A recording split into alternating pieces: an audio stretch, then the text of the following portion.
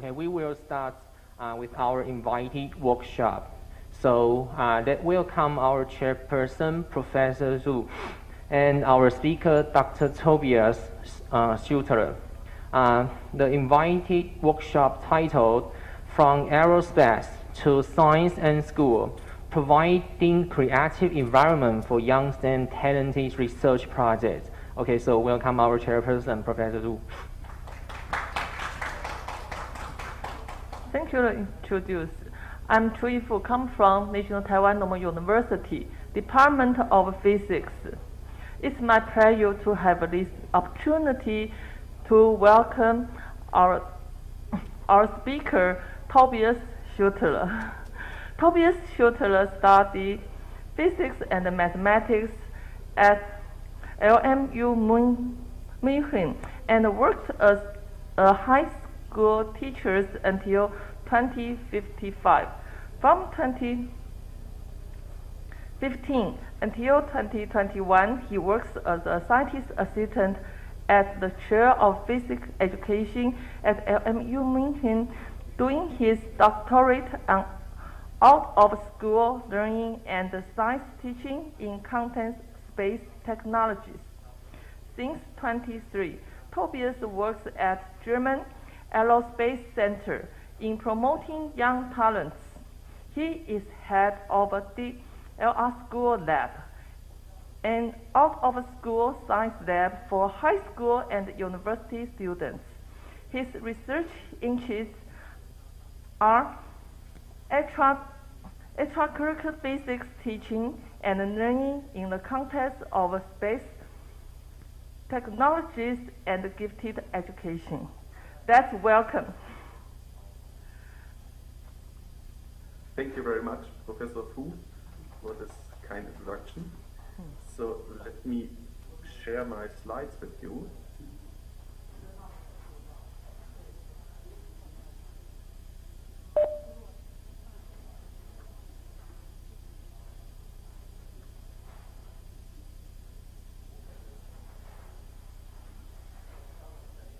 So I think you can see the first slide of my speech now. I hope you can see the side of this presentation now. Can you give me a thumb up for me to make sure? Thank you very much. So welcome to the German Aerospace Center, which is located close to Munich in southern Germany. I will give a short overview about what I wanted to tell you today. I want to take you, at least not physically, but at least virtually and online, to the German Aerospace Center, to the DLR. After this, I wanted to explain you what we are doing at the DLR Schule in Oberpfaffenhofen, and then a main focus on STEM talent support at the DLR Schule. And finally, I want to give you some best practice examples of our work, how we deal with the very gifted STEM talents which are visiting us at the DLR Schule in Oberpfaffenhofen. First of all, the German Aerospace Center is the research institution of the Federal Republic of Germany for aeronautics and space technologies. And we also deal with research in the field of energy, transport, security and digitalization. For this purpose, the German Aerospace Center runs 58 research institutes and facilities at 35 locations all over Germany. And also we have some offices in Brussels, Tokyo, Paris and Washington DC. The annual budget of the DLR is about 1.3 billion euro for research, and we also are in charge of the federal program for space technology. So we also provide money from the German government to other partners in industry, but also at universities or researchers. For this, the DLR has about 10,000 employees, and 1/5 of them, about 1,800, are here located in Oberpfaffenhofen, close to Munich. So let me just give you some idea about what the DLR in Oberpfaffenhofen is doing. So we mainly deal with aeronautics and space technology, with a focus on space technology in Oberpfaffenhofen. The other sides of DLR, like in Cologne or in Berlin, have a different focus on different topics, but we mainly deal with the research in the field of space technologies. So we have the German Space Operations Center here in Oberpfaffenhofen, which is controlling one part of the International Space Station, so we also deal with the human space flight, but we also have some research aircraft at our site. Four out of 10 research aircraft we do have in Oberpfaffenhofen, and we mainly use them for research in the atmosphere. So we fly very high into the atmosphere with our Halo aircraft. You can see it on the image, up to 15 kilometers, and conduct particle measurements in the high atmosphere. We also have one institute which only deals with robotics and of course with AI, artificial intelligence, which is important for robotics today, of course. But I don't want to stress this topic too much because it's not the main focus of our site. And then finally, we do this for a very important purpose. Our main purpose why we are doing this is we want to understand more about the Earth, about our planet. We want to understand climate change and also environmental problems we have to deal with, like catastrophes or other crises in the world. For this purpose, we are using space technologies like satellites and satellite images and many related other things. So, but I think I must to get this presentation for a moment. I'm sorry, because my CPU reminds me that the device which I'm using is a bit old, so I think I must stop the virtual background now and go on without my virtual background. Just a second. So, now, back again without any virtual background. Welcome to the Columbus Control Center. Welcome to the Columbus module, which is a part of the International Space Station. Right now I'm sitting in the German Space Operations Center in a model, a scale 1 model of the Columbus module, which is the main part of the European Space Agency, of the ESA, and also of DLR and other partners to the International Space Station. So this is not a virtual background, so I can walk around. It's real. I'm really here, and I wanted. I was a bit sad, I must confess, that I couldn't fly to Taiwan due to the COVID pandemic and other reasons. So I thought, what can I do to make the best out of the situation? And my idea was taking you to the DLR. So really, if we don't have the possibility to meet physically, then at least you should see where I'm working, what I'm doing here. And let me change the camera. So now you can see the rear camera of my device, and here you can have a short trip through our Space Operations Center. This is just a model. So you see this model of the Columbus module, but I will take you to the place here in the DLR where we are controlling the Columbus module. So I hope that the network will do fine. Yesterday everything was fine, but you know, sometimes Wi-Fi connections can break down.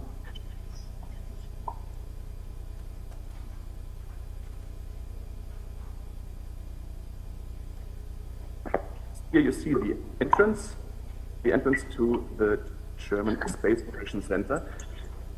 And here we have a model of the International Space Station, just to give you an idea about how huge this station is. It's 100 meters and about 80 meters in length and 20 meters in hate. So it's really a huge object flying around in space. It's if you think about seeing things at the sky, you can see, of course, the sun, you can see the moon, and then the third, which comes from the brightness, is the International Space Station. So it's really huge. And on the left-hand side, on the front of the ISS, you can see the Dragon capsule from SpaceX, and on the left-hand side, we can see the Columbus module, which is controlled from here, from the German Space Operations Center. So let me take you to the place where the Columbus module is being controlled. Perhaps, please don't be too afraid, perhaps the Wi-Fi connection will be a bit poor for a moment. Then I'm moving through this floor here, but it will return, so don't mind, please.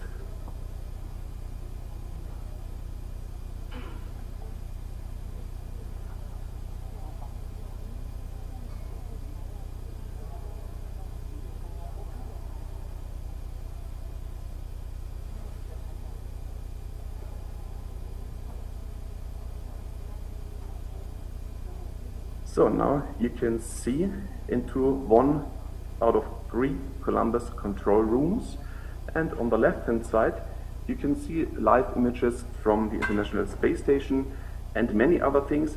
Unfortunately, I'm not really allowed to give you some close-up images of this. Any questions? No, not yet. So here, the people who are working here are in direct contact to our partners from NASA, from Roscosmos, from JAXA, so the Japan Space Agency, and others, and of course to the astronauts on the International Space Station. And I think these images should give you an idea by these research facilities like we have at the DLR. By these research facilities are really, we can really help students understanding science and technology, and we can motivate them. So I would like to change my place back to my office because the connection, the internet connection is much better there.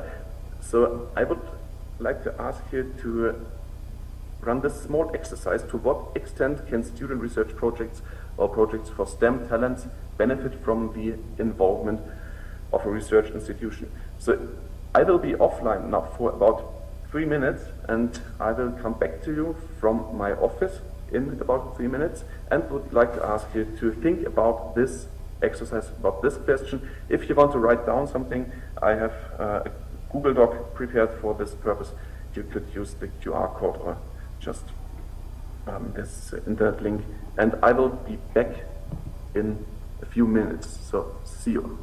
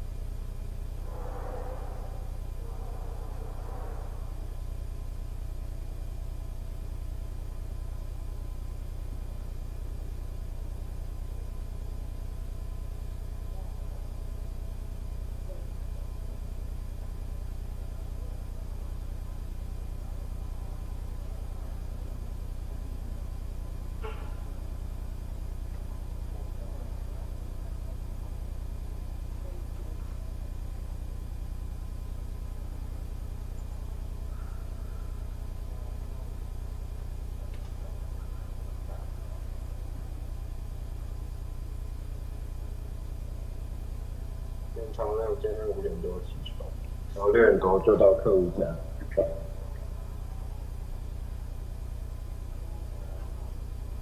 为什么要这么早？他在哪里？他在哪里？那跟我那么早起？他就说他只有那么早有空。对啊。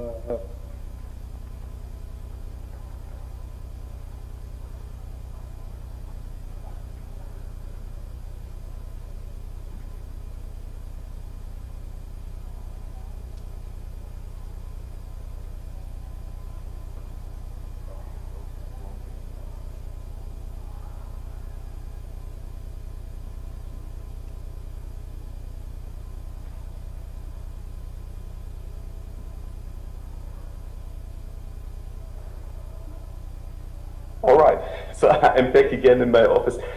Can you give me a thumb, please, when you can hear me? Thank you, and see me again. So I will return to the presentation.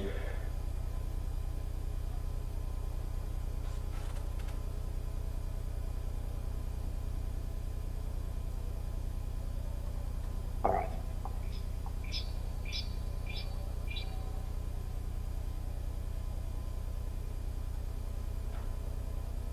Good. I will just check for your answers in the Google Doc, if there are any answers already. Can't see them. To what extent, in your opinion, can student research projects benefit from research institutions?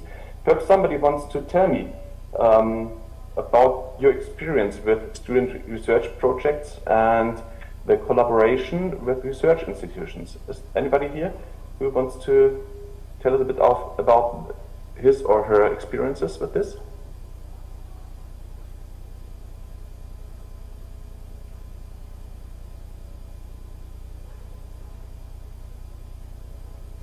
Seems to be not the case, but that's no problem because we have lots of experience with students' research projects at our research institution.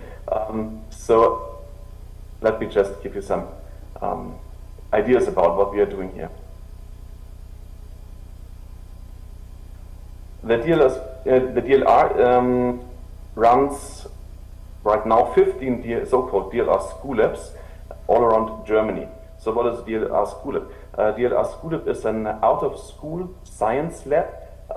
That means we are not connected to the curricula. We don't have to deal with the same things schools have to deal with. We don't have to do exercises with the kids. We are absolutely free, so we can take them absolutely free into the world of our research, from primary school to university level, and we have about 40,000 school students every year.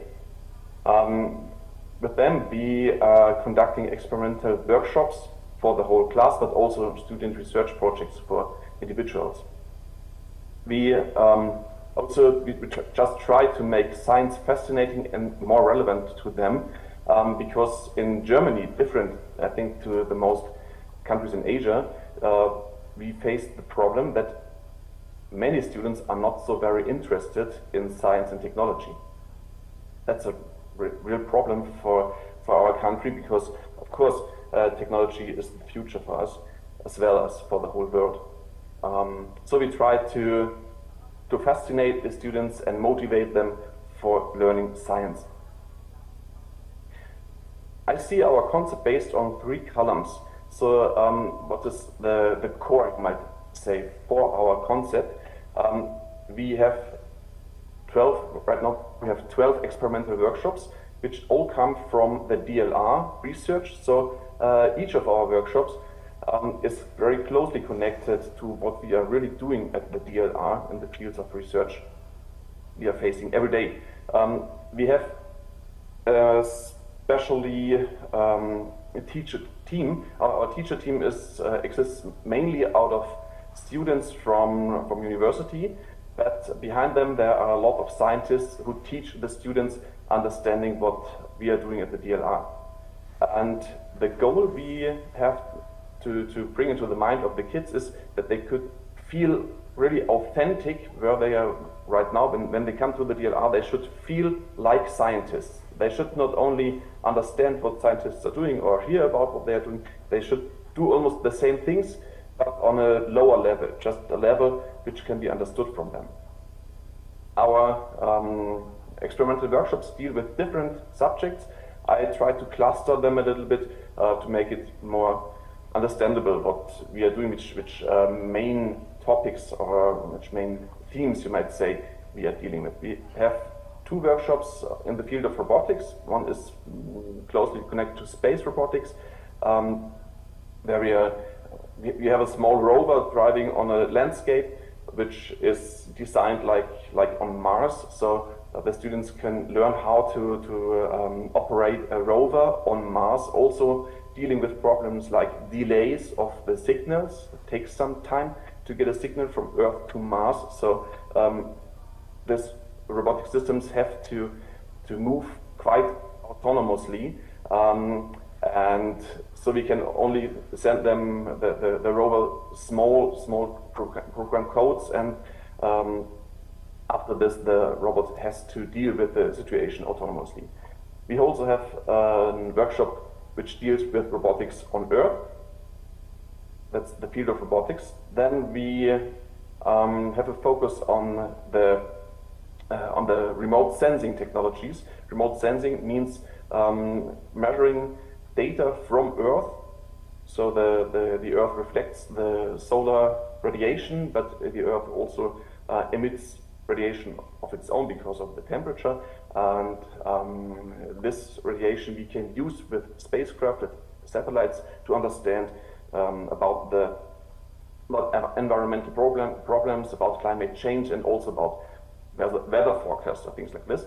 And in these 4 workshops, infrared remote sensing, laser technology, optical remote sensing, and remote sensing of the atmosphere, the students can learn with hands-on experiments with really high-tech equipment how we can measure the situation on Earth from space. So that's the idea behind these 4 workshops.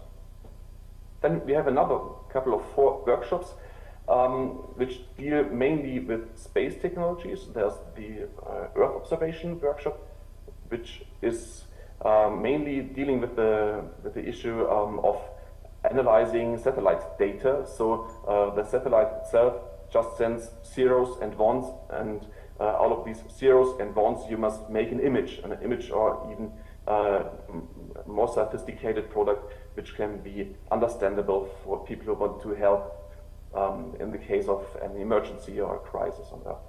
We have a satellite navigation workshop. For this satellite navigation workshop, we have a system which was engineered here at the DLR, which simulates something like the GPS, the Global Positioning System, or the Galileo system from the European Space Agency.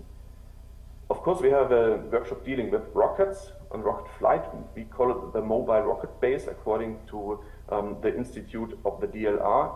The mobile rocket base can launch small sounding rockets all over the world, and we can launch our even smaller sounding rockets all over the DLR site. So we try to show the students once more what the scientists really are doing by doing the same things almost. And we have a workshop dealing with the space mission control, how to operate satellites in space. And then finally, we have 2 workshops which deal with atmospheric physics.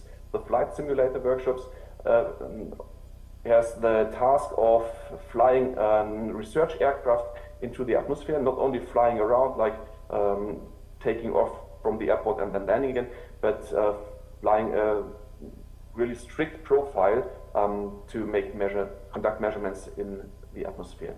And the atmosphere dynamics workshop helps students to understand how the atmosphere is moving and changing all the time. So in conclusion, we have worked these workshops for school classes, of course. So typically the school classes in Germany are 20 to 30 students, about something like this. And of course we have to separate these classes onto the different workshops. But we also use our workshops for student research projects because perhaps I think it's clear if we deal with a topic like optical remote sensing, this is really sophisticated for the kids. We are talking about kids at the age of 14 to 16 years, and there's much more to learn about optical remote sensing than we can teach in one day. So we use our facility also for student research projects for kids who are conducting their own research for a longer period, like even 4 years. We are also embedded into international collaborations, and we also do research in the field of science teaching at the DLR School. To make it a bit clearer, I think this slide could help. So what we what we are doing for our concept to make the science and the research of the DLR more capable for the students, first of all, we check our research for interesting topics. So one of them, of course, is robotics, the humanoid robotic, like Justin from the DLR is very interesting and fascinating, but it's very complex as well. So it's very difficult to understand what exactly has to be done to make Justin moving, or some complex robotic system work. So we broke it down, everything of Justin and what's the main point of this robotic system, and built this very small robot called Azuro, another small and unique robot from Oberpfaffenhofen. You can see it following a line here, that's a code which was written by students, so it's not so sophisticated, it could be much smoother, but that's not the idea behind this. They should understand how robotic systems work. So they can build this robot all from their own, on their own, and they can program it in C code, so it's nothing special for schools. Every single element of this robot can be bought at every electronic distributor all over the world. So that's nothing specially made for schools, it's something made for students to understand how robotics work. But then finally, we have a box where the Azuro can be sold, and so the Azuro robot is also available for schools as well.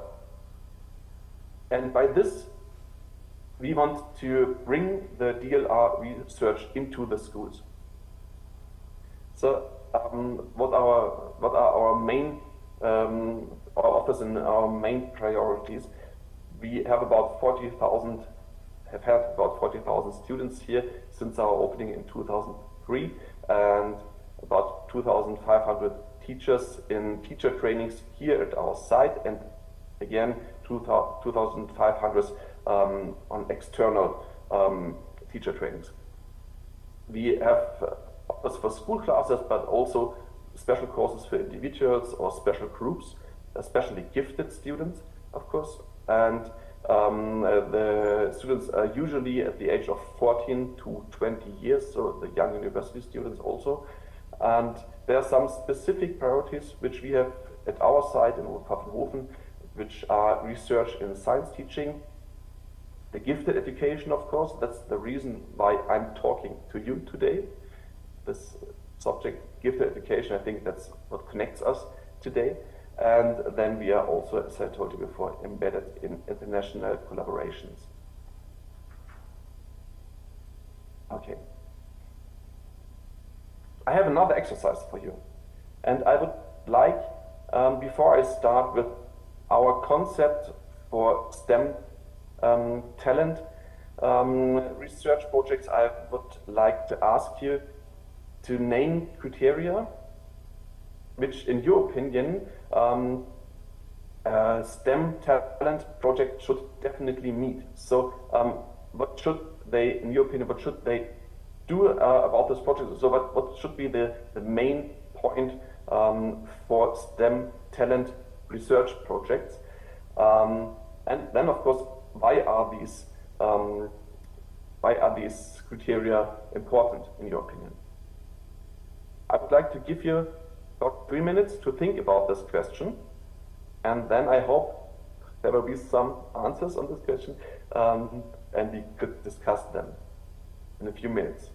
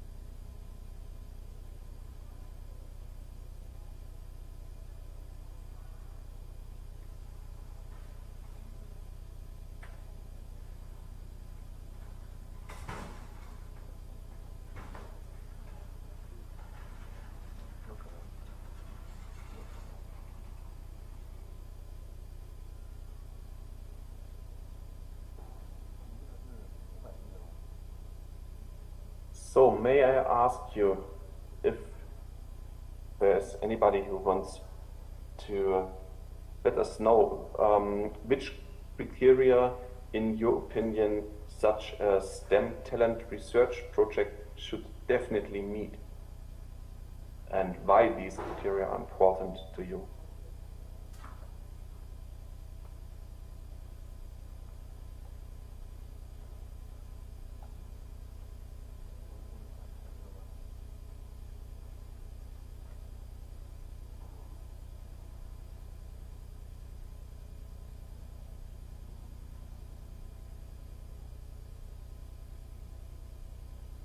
Then let me ask you, I hope you could understand everything I'm saying, because when I look to my second device, it looks like it's not perfect to see me at least, but I hope you can understand me clear and well.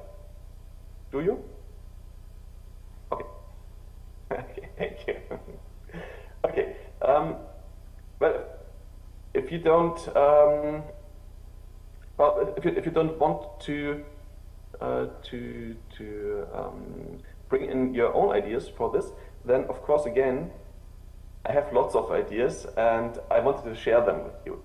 I wanted to share with you our ideas which we developed in the past about 20 years for conducting STEM talent research projects together with the DLR, the German Aerospace Center, and the schools. So we always, these projects are always based on at least two partners.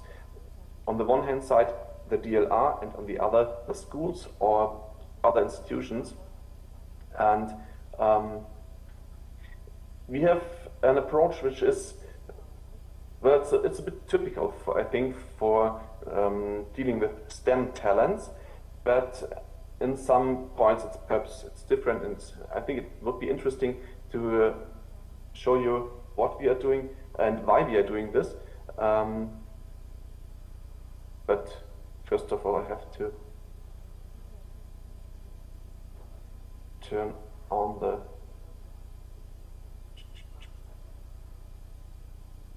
sound of this video again. And then let me take you into one of the results we had in the past years.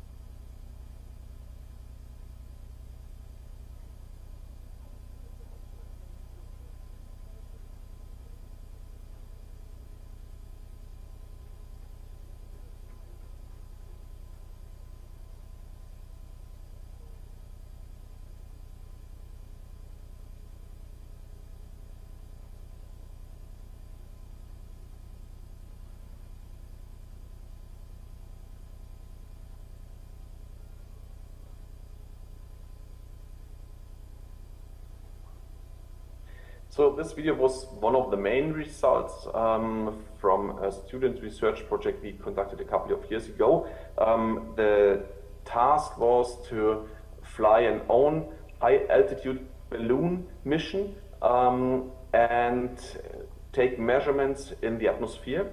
And afterwards, so that was the one aspect of this mission, of this project, and the other aspect was to create a video out of it.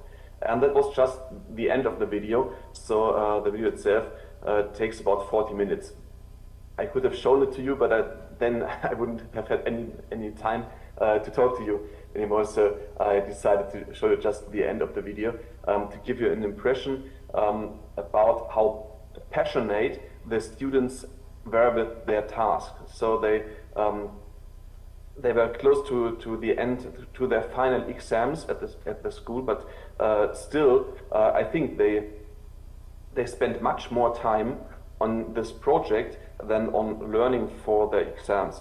I don't know if this is such a good idea, but it shows that they were really passionate with their project and really wanted to reach their goals. Well, and this, the three-ring concept of giftedness by Renzulli and Renzulli, of course, is well known, I think, to you. And I think when we address the gifted students, the talented students, who already have above average abilities, then the main challenge for us as teachers is to motivate the kids, because in my opinion the ring which is the only one which we can influence really directly is the task commitment. So that's the thing we can address as teachers. And if we have a really strong task commitment from the students and the above average ability, then they can reach creative results on their own. They don't need us anymore. And that's what Renzulli calls giftedness. So in my opinion, we can measure giftedness also from the products which result from these projects. And how can we do this? We can provide the students with challenging and really inspiring and high-level tasks. You can see here some of them which we did in the past. We had students flying in one of our research aircrafts. We always do summer schools with the university students on subjects like rocketry, and we also, of course, have many contests all over Germany which are conducted by the DLR.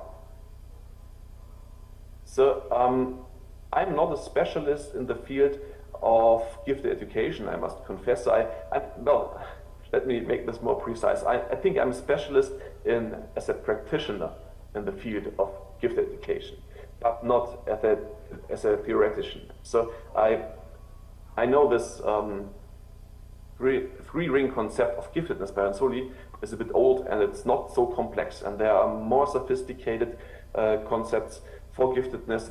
I know about them, but that's not my field of research. My field of research is how to do it, how to make the students really be passionate with their projects, how to motivate them, basically. And for this purpose, let me just break down all these concepts of giftedness onto one quote by Albert Einstein. He said about himself, "I have no special talent, I'm just passionately curious." And also research shows that curiosity is a very strong, perhaps it's even the strongest driver of learning. So, and it's a very, even the youngest kids are curious about anything they are confronted with. So my little daughter, who's 1.5 years old, I can't keep her away from dangerous things because she always is curious about what's happening with well, I think everybody who has children on his own knows what I'm talking about. And if we can really touch or reach the curiosity of the kids or the students, we can move forward from an instruction feeling. As a teacher, I always feel like an instructor if I tell them the students how to do this and that and then again this, more to construction, because we know from the psychology of learning that students have to construct their knowledge on their own, because every human is an individual and everybody has to learn new input in his own or her own way. We know from the research that gifted children are particularly capable of self-regulated learning. So if we have a method which is focusing on the self-regulated learning more than on instruction, then it mainly fits for gifted students, and that's why we choose the project method, which is also particularly suitable for self-regulated learning in the STEM field, which also the research shows clearly that project method is really a good way to teach in the STEM field, especially the gifted students. So that's the reason why we are conducting student projects for gifted students and not courses like regular class courses or lessons. We also always conduct projects with the students. Okay. The project method, just to repeat it and keep it in mind, you could bring it together in a typical approach, like a schedule for a typical student research project. On the first step, there must be an initiative for the project, so that means finding a topic for your project. I think that's the key point of it. Finding the right topic for you students, that's the main challenge, in my opinion. Because if you have a really good project topic, then everything else comes on its own. And for this purpose, it always helps to collect ideas. In our case, we don't have the students collecting their own ideas, and that would be another approach, but we don't use this approach. It could be an approach that the students could come to us with their own ideas. Sometimes, every now and then, we do this, but we made the better experience with sitting together with the researchers at the DLR. So when we launch a student research project, usually we meet in a small group of 3 to 5 researchers of DLR and teachers from the schools and discuss different topics which are interesting from the point of view of science, so which come from the DLR research typically, but which are also feasible at school. So it doesn't make any sense to think about a project flying students to the moon, because we won't be able to do this. So we have this challenge that we should find some interesting and motivating projects or project topics for the kids, which can also be conducted at schools and then at the DLR.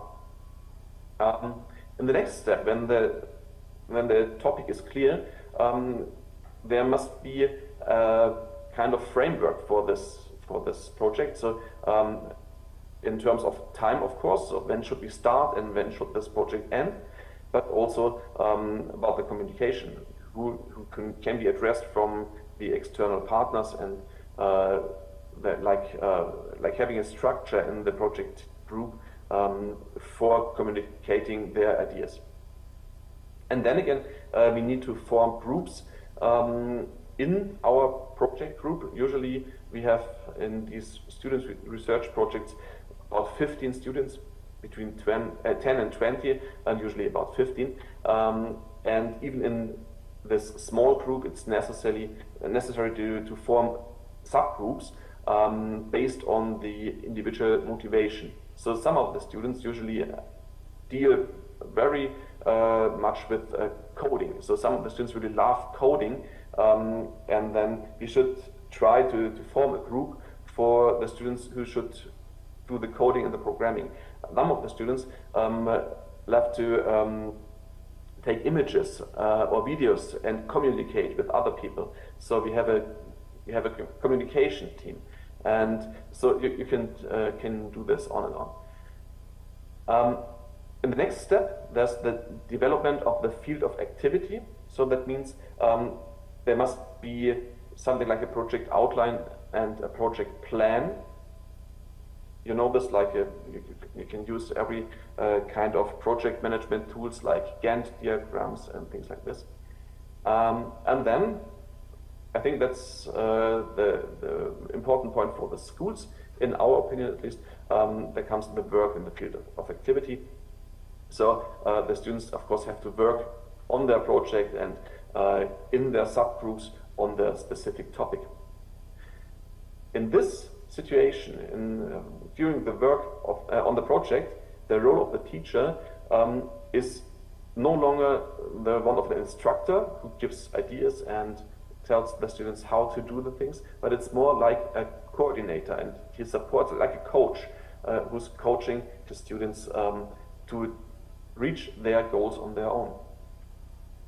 And then finally, in the end, the project must be brought to an end, the project completion. So there must be some kind of presentation of the results, and then of course reflection and discussion of the importance of the project and follow-on activities, perhaps, if they are wished. I think this project schedule for student research projects is well known. It's been known for about 30 years, even longer. If you start with Dewey and Kilpatrick, then it's even more than 100 years old. But how can we do this? I think that's the challenge at school, but also at the DLR, so the real implementation. And there's another big challenge, in my opinion, and that's the role of the teacher. I must confess, I really don't know how the role of the teacher is in Asian countries, like in Taiwan. I've never been at a school in Taiwan. Hopefully, perhaps I will be able to do this and make this experience. But in Germany, teachers still feel like the instructor who has,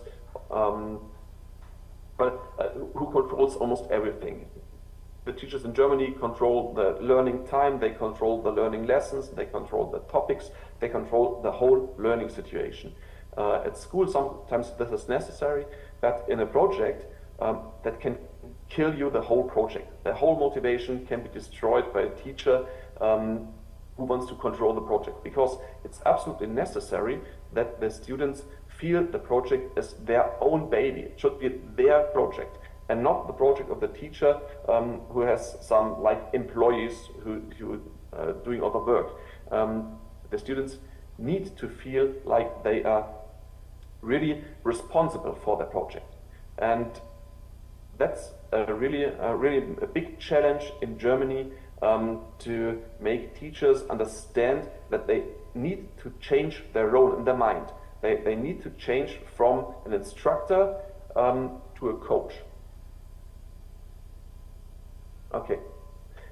There are, in the literature, you can find some criteria of success and some challenges which are well known in the field of project-based learning in practice. So one criteria is that the starting point to a project should be a real problem which has to be solved by the project group.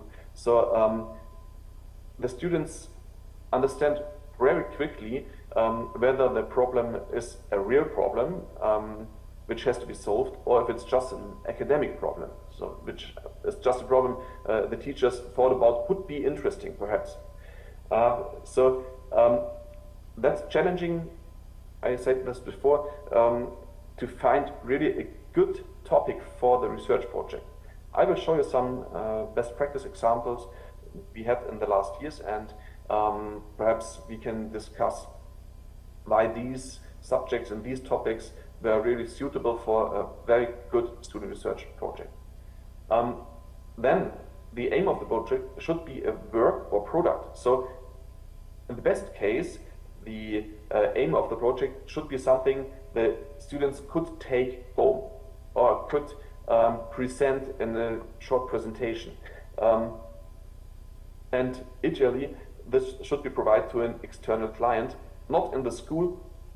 And that's one of the opportunities we have if we work together as a research facility like the DLR together with the schools, because it makes the whole situation much more concrete and much more realistic for the students if they have to present their results at the DLR. So they don't, for example, they don't know the scientists of DLR, and if they need to present their results to totally unknown specialists on this field, it's much more challenging, but also much more motivating for the kids than just to present them to their teachers, which they know for years usually.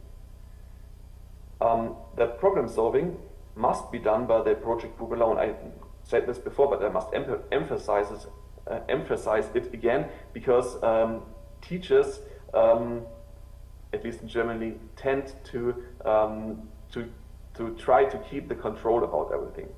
But that can really be very, very bad for the project results if the teachers are not able to let the students do their own mistakes and learn from their own mistakes. So that means the teachers and other people should only be active as a kind of flanking activity.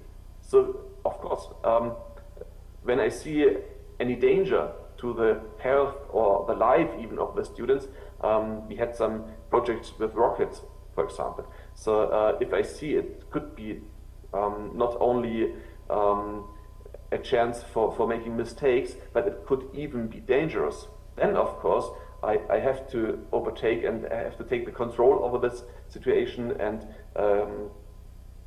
make it safe again. That's clear. But if it's not dangerous, then I should, as long as it's possible, should give the students the opportunity to make their mistakes on their own. And then finally, the framework for a project should always have an fixed end date. So it's not very good for a project if it's absolutely open end. If we can go on and on and on, there should be something like a final fixed date to which the students have to present their results. And again, this can be, of course, this can be perfectly done by an external partner, an external research facility like the DLR, because we just have a date which is based on our own schedule at the DLR, and to this date the students have to come to our site and show their results. Okay. We know the approach which we are using also from the literature, from of course you know the school-wide enrichment model from Renzulli and Renzulli. But our approach is, I think you can fulfill this this model with more life if you can see what we are doing concretely with the students. So in the first step, there are always the general exploratory activities in this model, so type 1 enrichment projects, and that's what we call it when the students come to our site. So here you see an image of the DLR Oberpfaffenhofen close to Munich, which is a very huge site with many buildings. I've been in the one building here in the front and showed you something about the German Space Operations Center. And of course, when the students come to the DLR, they get lots of impressions, and they get, of course, they can have many ideas which don't deal with the school subjects, but which just deal with the DLR research. So it's a very broad approach in the first step. Then, again, in the second step, we need some special group training activities. You can see some girls here on this image who learned how to solder a robot. So they had never done this before. They really didn't know how to solder anything, and that means we need to provide them with this knowledge, with these capabilities, how to do things. This could also be a course on coding, C coding, or things like this. And then finally, in the third step, the type 3 enrichment, which are individual and small group investigations of real problems, lead to results like this one.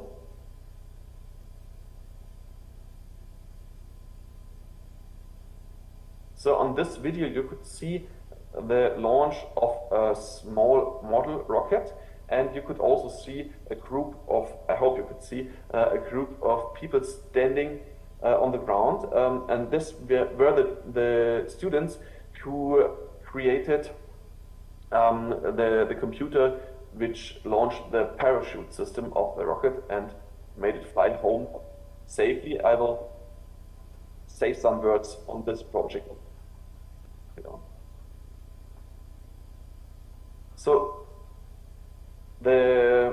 framework for our student research projects is, I think, from the theoretical point of view, quite simple.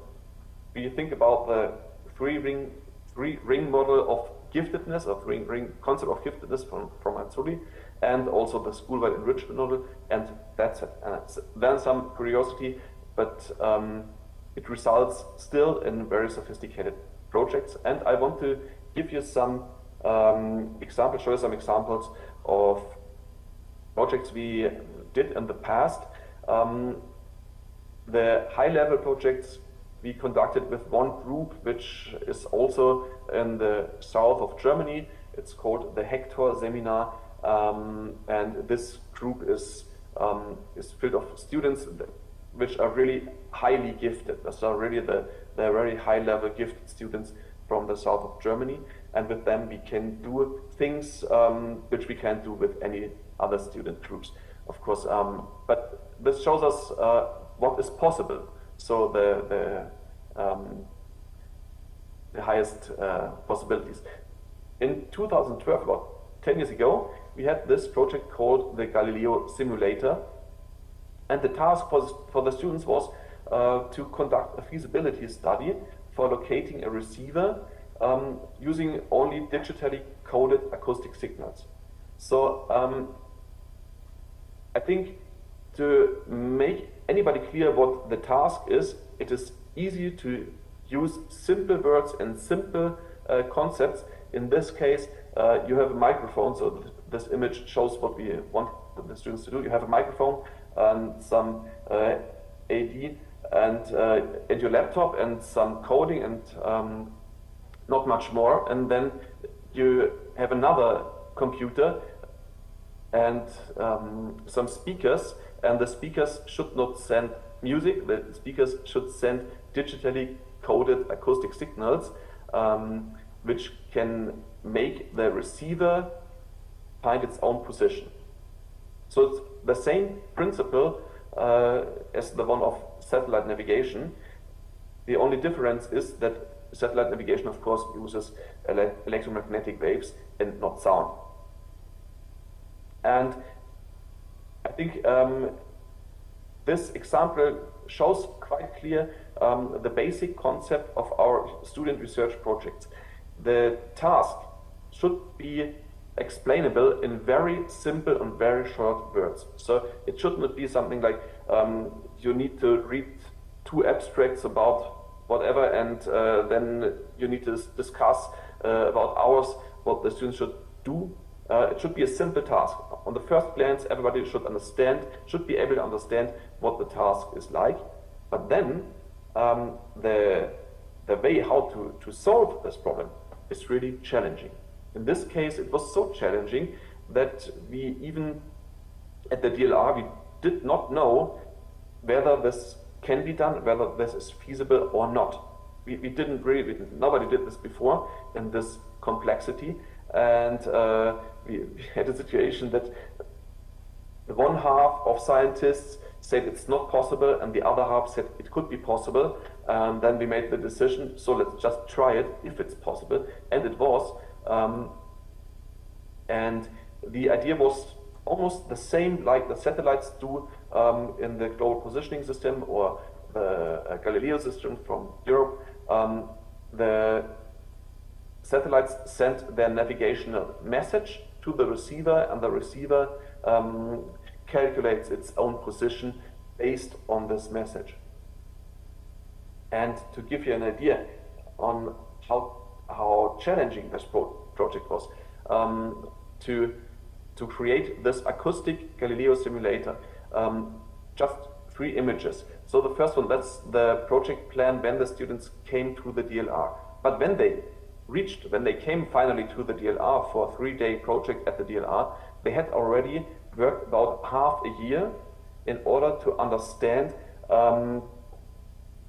things like waves, or like electromagnetic waves, like how to code a signal and how to program a receiver, or how to program a PC anyway.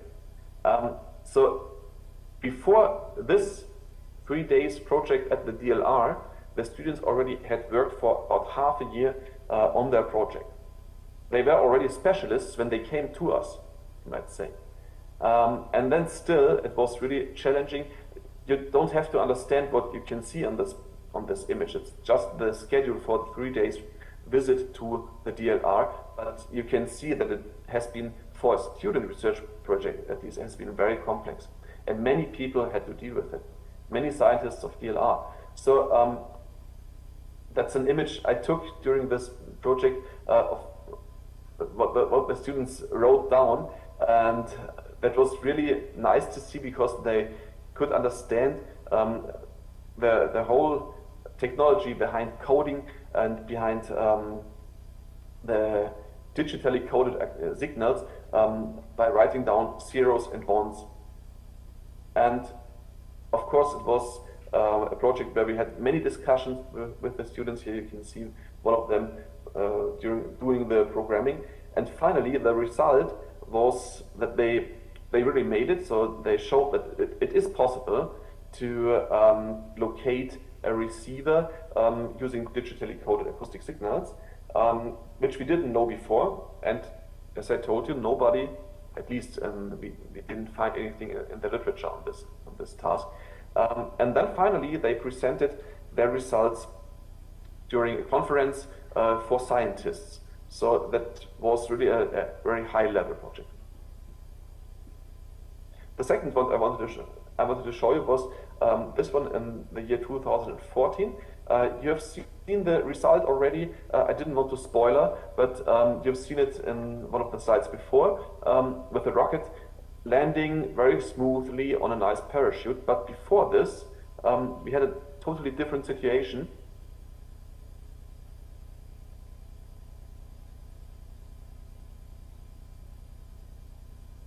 So that was the situation we had before. The first step, the rockets we launched they were almost destroyed after the flight because the parachutes didn't open and it didn't work.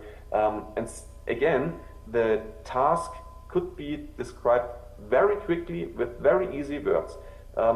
We told the students to build some recovery unit for a model rocket that it wouldn't crash every time we started. So that was, I think you can translate this in any language over the world, and everybody can understand what the task is like in just like 30 seconds. But again, the way and the real action, how to solve this problem, was very challenging, and the students decided to do measurements on board the rocket of the acceleration.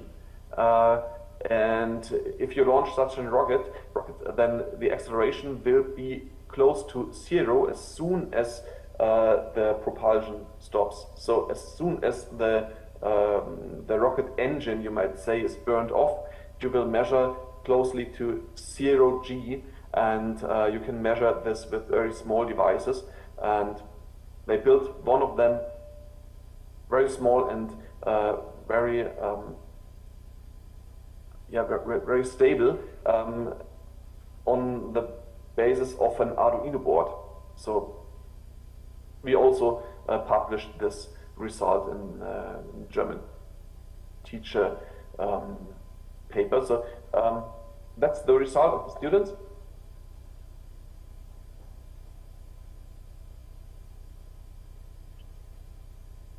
And you see in the end, after the 3-day project at the DLR, everything worked perfectly fine. Then let me go to another project we had. That's just, we jumped about 10 years now into the very close past, in 2022. So some weeks ago, in fact, I had again one of the students groups from the Hector seminar here at the DLR, and their task was to do an analysis of the processes on board of an aircraft before and during critical flight conditions. Perhaps you've heard about very bad and even lethal aircraft accidents which were caused by the so-called stall. If an aircraft flies too slow, then this results in a motion of the aircraft that it needs to gain more speed again. And how can it do it? Like by falling down. And that's of course very, very dangerous for the people who fly airplanes.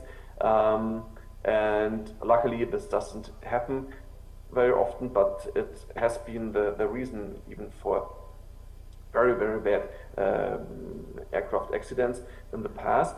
And the students had the task to measure parameters on board an aircraft during such critical flight conditions. And of course we could not take the students and put them into a real airplane and fly very dangerous maneuvers with them. That would have been much too dangerous. We can't do this even, not even at the DLR. So we followed another approach. I will show it you in a small video. We have a model aircraft club close by, so they fly model airplanes which are scaled down from wingspan about 2.5 meters, but they are also using jet propulsion, and you can see this video here of one of these model airplanes. And the students, during the project, the students put their own mobile devices, their mobile phones, into the aircraft. Their smartphones flew in this aircraft, and afterwards they could analyze the data which they gathered during the flights. That's just an example. And of course, using a model airplane makes things much easier than using a real airplane. Okay. We also do enrichment projects with different partners from Germany, but also from Europe. In this case, I just wanted to show you another project which we conducted with a group of girls from also southern Germany. And these girls had the challenging task to think about what happens to the human body if you change the altitude very quickly. So if you have an airplane, usually it's pressurized if you fly very high in the air, and the students wanted to find out what happens to their body if they could fly into a high altitude with a non-pressurized aircraft. So they used one of our research aircraft. You can see it in the background of this image, and that's a Cessna Caravan, which can fly also into an altitude of about 5,000 meters or even higher if it's necessary. We flew only about 4,000 meters because it could have been a bit dangerous for the kids if you would have flown higher. And the girls had their own devices. Some of them were even built by them on their own, and did measurements on their own bodies in this aircraft. And afterwards they did an analysis on this and checked things like the ratio of oxygen in the blood, or the pulse of their heart, and things like this, or blood pressure, and what everything things which change when your body is stressed with this quick change of altitude.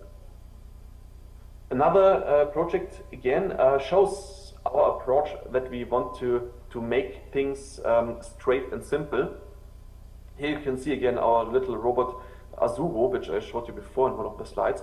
And the task for this group coming from Czech Republic was to have their Azuro in a kind of dart contest. You know dart, where you are throwing darts on circles, and you can, I think when I show you this video, you can clearly understand what was the task of this project. So now the Azuro is searching the center of these circles,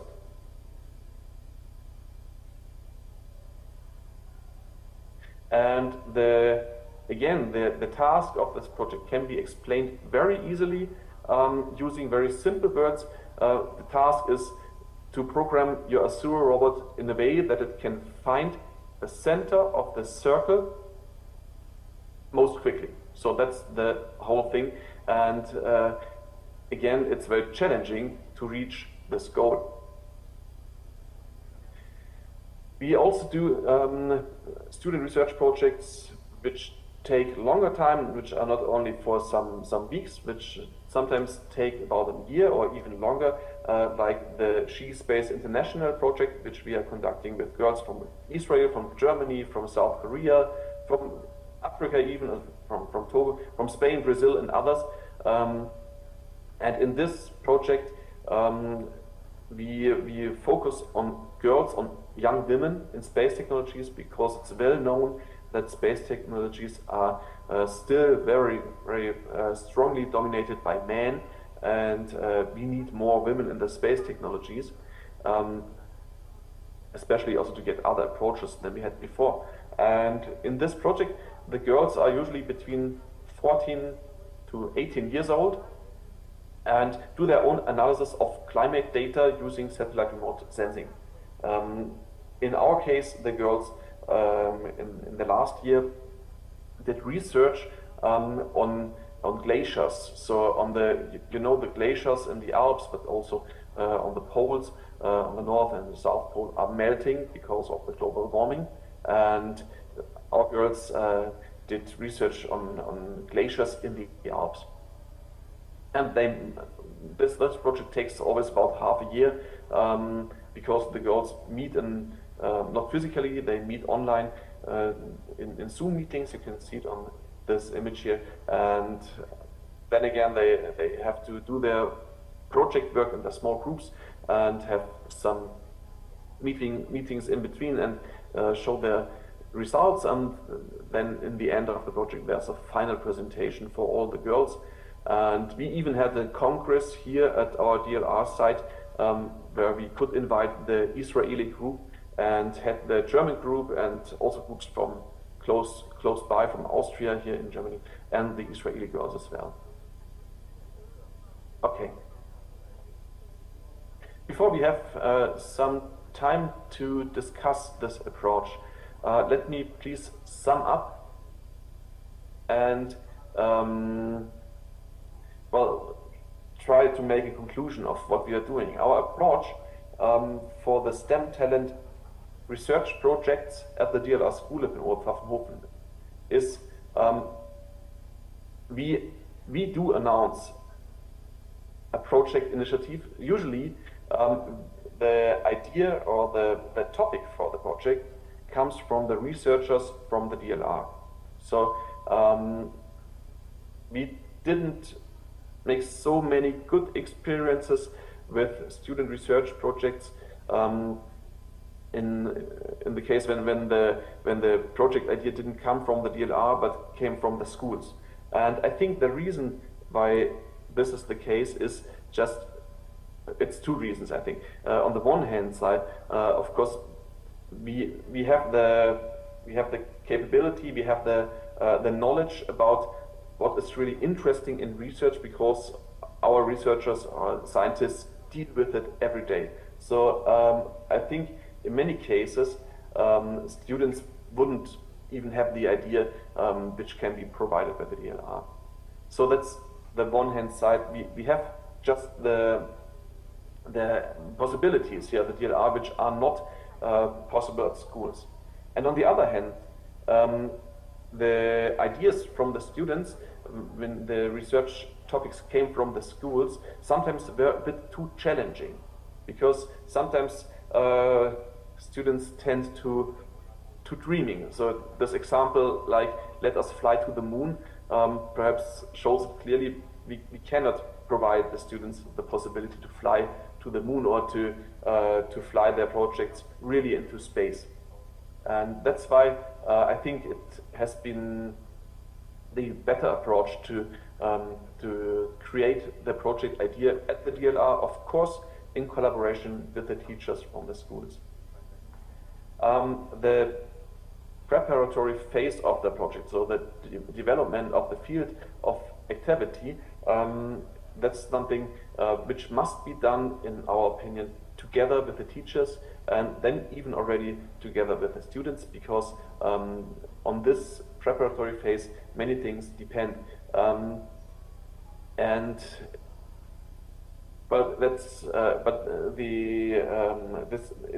this situation we always do collaborate very closely with the schools. But then the work phase of the project, the activities in the field of activity, is something that can be done and should be done at the schools or at the institutions where the students are located. Because we are not able, we are the DLR, the German Aerospace Center, is a research institution and not a school. So very often our scientists don't really understand many problems the students are facing. Let me just give you one example which makes it, I think it makes it clear. I've told about the Galileo simulator before. So the task was for the students to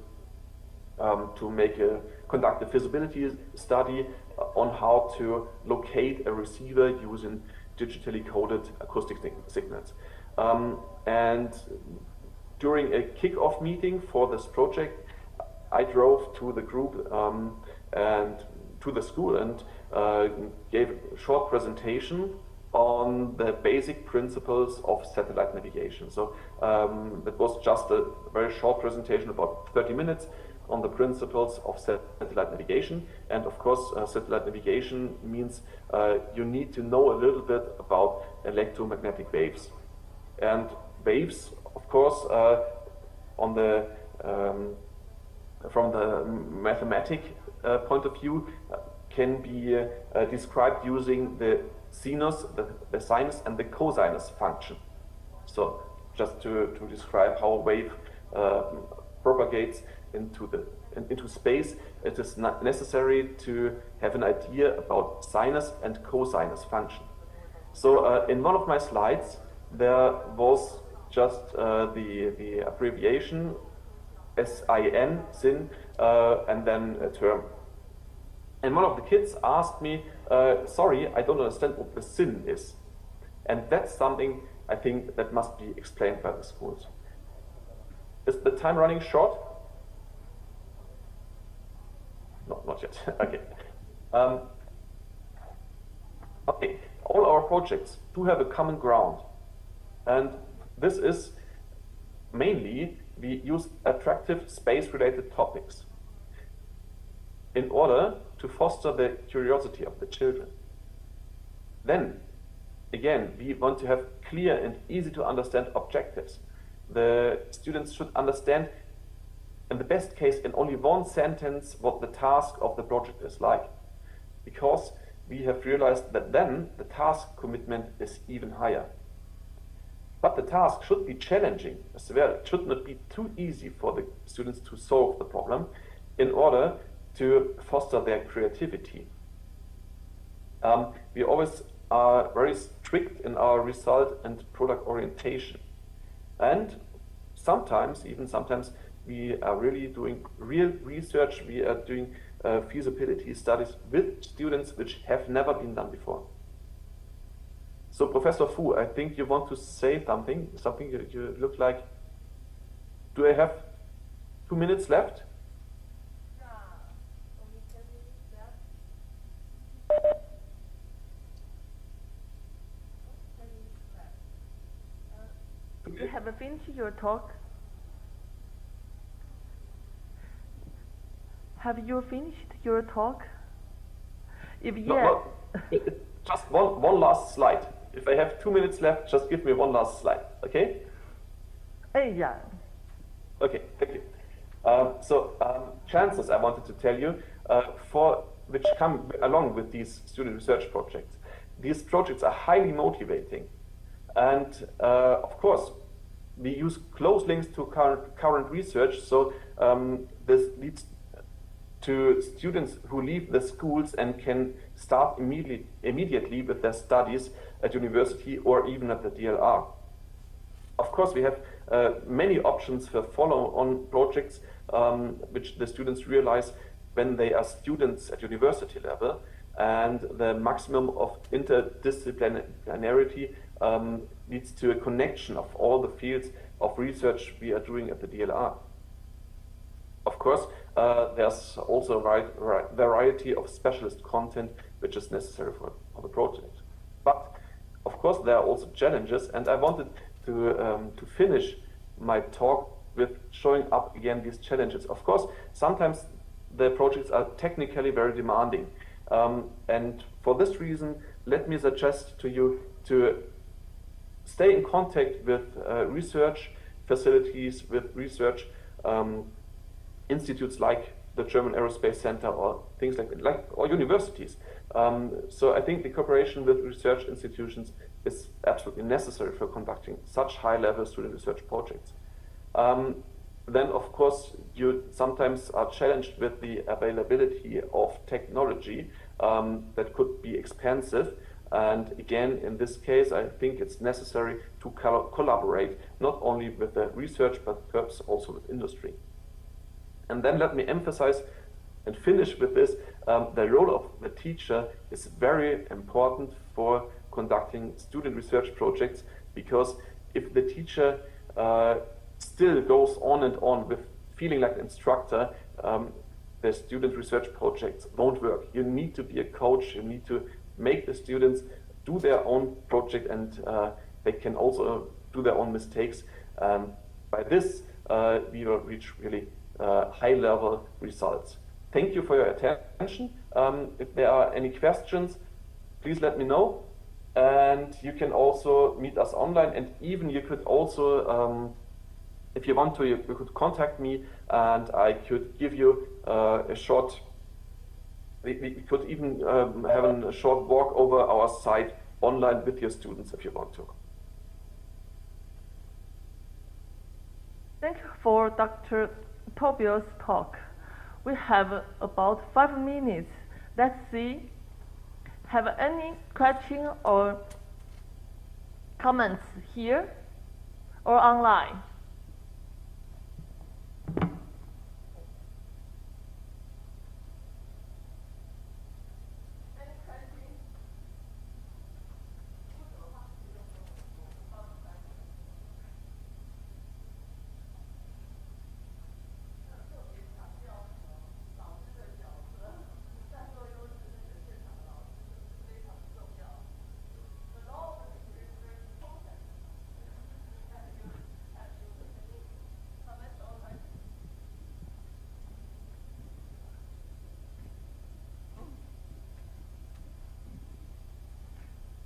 而且现场也没有的，就是 online 好像也没有，应该看一下。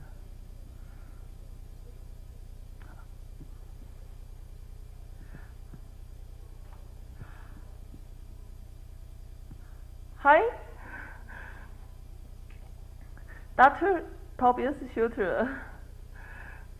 Let's thank your interesting talk again. I appreciate very much about project-based learning. I'm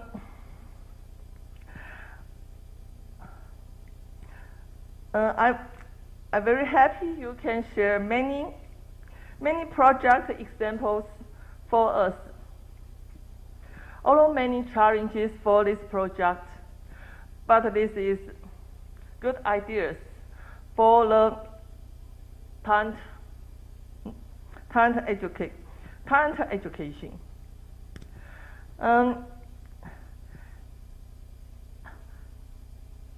Have any words for you? I'm sorry. I think the network was not. So I didn't understand the question. Yeah, I would like to thanks for your interesting talking, and I'm very appreciate your many examples for the project. Thank you. Thank you. It was my pleasure to be with you together at the APCG. Great opportunity, and thank you. It was an honor to me to talk to you, and I hope we will stay in contact, and I can perhaps to another situation, I can even visit your beautiful country. I would have loved to be in Taiwan, but I will make it perhaps next year. I don't know when the next APCG will take place. Yeah, I understand it's very difficult for the workshop in hybrid style. Okay. However, we finish it. Thank you very much. Thank you too, and have a great conference still.